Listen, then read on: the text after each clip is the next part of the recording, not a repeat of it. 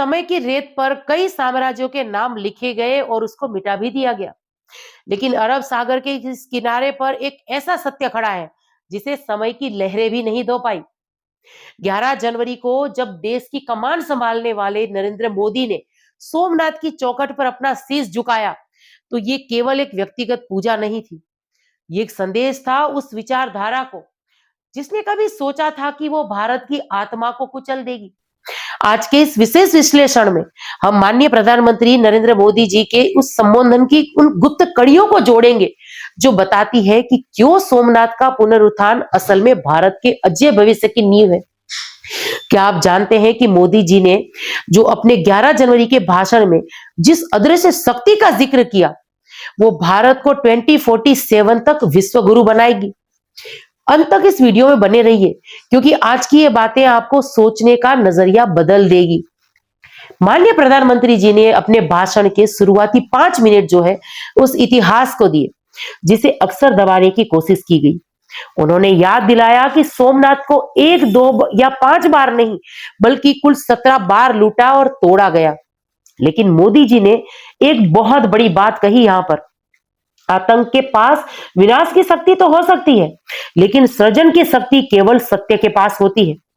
यहां गौर करने वाली बात यह है कि पीएम मोदी ने केवल हमलावरों को याद नहीं किया, बल्कि उन्होंने पुनर्निर्माण के उस भारतीय जिद को सलाम किया जिन्होंने सरदार पटेल का जिक्र करते हुए कहा कि आजादी के तुरंत बाद सोमनाथ का काम शुरू होना भारत के सांस्कृतिक पुनर्जागरण का पहला अध्याय था।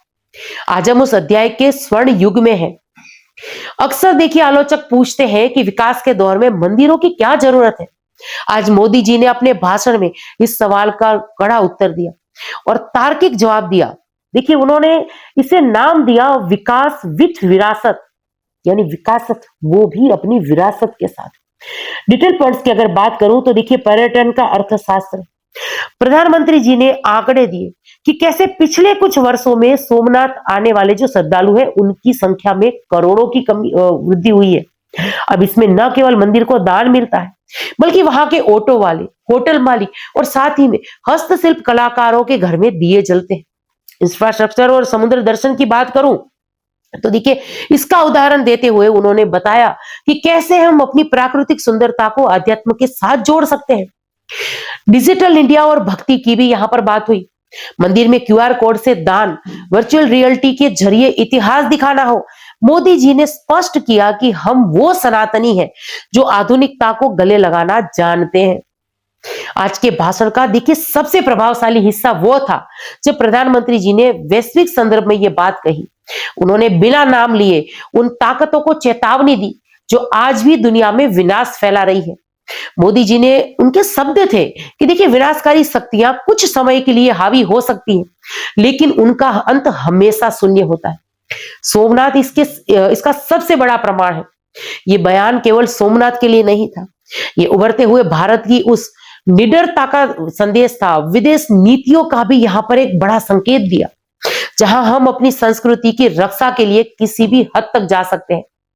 उन्होंने ये भी जोड़ा कि कैसे अयोध्या में राम मंदिर, काशी में विश्वनाथ कॉरिडोर और अब सोमनाथ का ये आधुनिक स्वरूप एक कल्चर चेन बना है।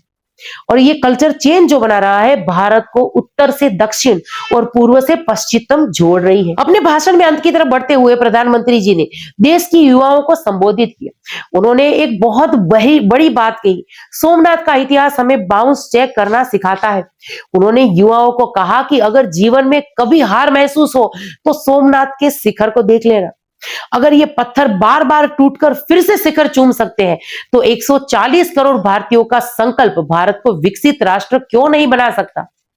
देखिए 11 जनवरी की ये यात्रा 2047 के उस भारत की तैयारी है जो आर्थिक रूप से समृद्ध होगा और सांस्कृतिक रूप से अड़िग रहेगा।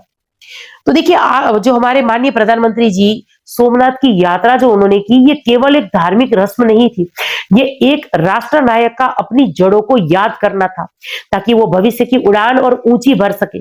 सोमनाथ की लहरें आज भी वही कह रही हैं, सत्य शाश्वत है, भारत अमर है।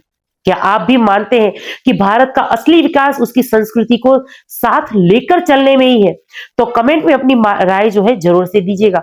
और अगर आप भी सोमनाथ की इस महिमा से प्रभावित हैं तो लिखिए जय श्री सोमनाथ।